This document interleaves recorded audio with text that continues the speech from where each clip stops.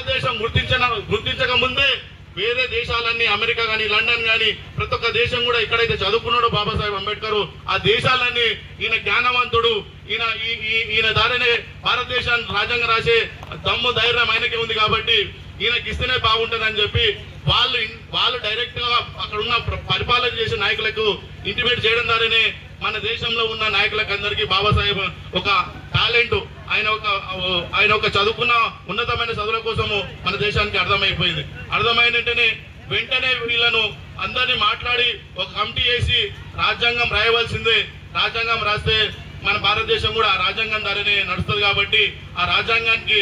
బాబాసాహెబ్ అంబేద్కర్ దానికి సరిపోతుందని చెప్పి ఆ రోజు నిర్ణయం తీసుకొని డ్రాఫ్టింగ్ కమిటీ అని పెట్టి బాబాసాహెబ్ అంబేద్కర్ గారిని డ్రాఫ్టింగ్ కమిటీ చైర్మన్ గా చేసి ఆ రోజు చైర్మన్ చేసినటువంటి ఇప్పటిదాకా మా తమ్ముళ్ళు చెప్పిండు చాలా మంది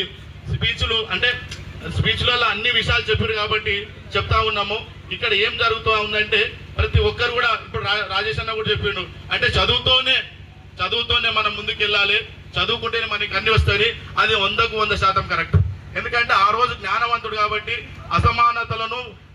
పీడిత వర్గాలను అన్నిటి చూసిన వ్యక్తిగా ఆ రోజు రాజ్యాంగం రాయడానికి ఆయనకు అవకాశం వచ్చింది కాబట్టి ఆయన